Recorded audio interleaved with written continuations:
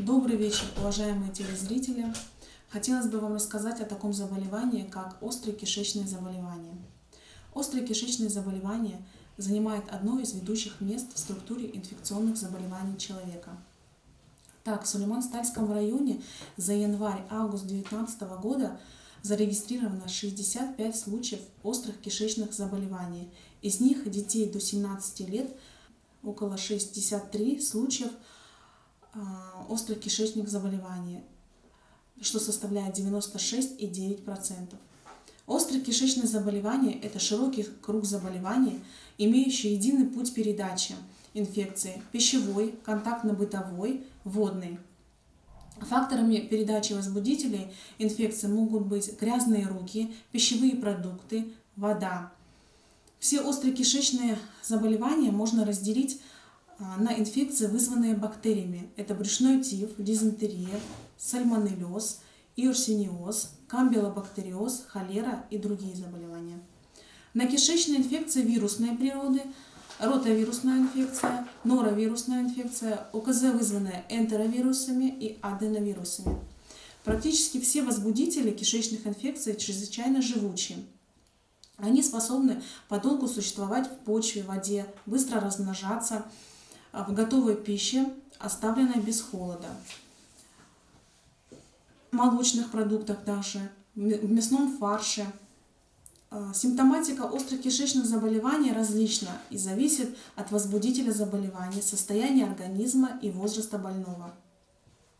Общими клиническими проявлениями для всех видов кишечных инфекционных заболеваний являются это повышение температуры тела, иногда до высоких цифр, слабость, расстройство пищеварения, рвота, тошнота, острые боли в животе, вздутие живота. Острые кишечные заболевания могут развиваться внезапно, ухудшая состояние больного, особенно это касается детей, у которых быстро возникает обезвоживание организма. К сожалению, в последнее время учащается случай возникновения кишечных заболеваний среди детей. Заражение маленьких детей происходит чаще всего от больной матери при несоблюдении правил личной гигиены, во время кормления ребенка и во время ухода за ребенком. Нередко дети заражаются от своих братиков, сестричек, через инфицированные игрушки, посуду. Необходимо поддерживать несколько простых правил, которые помогут вам избежать кишечные заболевания. Не пейте сырую воду, употребляйте только кипяченую воду. Мойте руки перед приемом пищи, после каждого посещения туалета, прогулок на улице. Фрукты и овощи перед употреблением тщательно промойте проточной водой и обдайте кипятком. По возможности избегайте употребления пищи, приготовленной на улице. Не покупайте пищевые продукты, реализуемые на улице в неустановленных местах.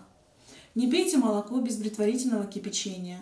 Не употребляйте сырые куриные, утиные и гусиные яйца. Сырое мясо, яйца храните в холодильнике отдельно от готовых блюд. Соблюдайте чистоту в квартире, в местах общего пользования. Боритесь с мухами.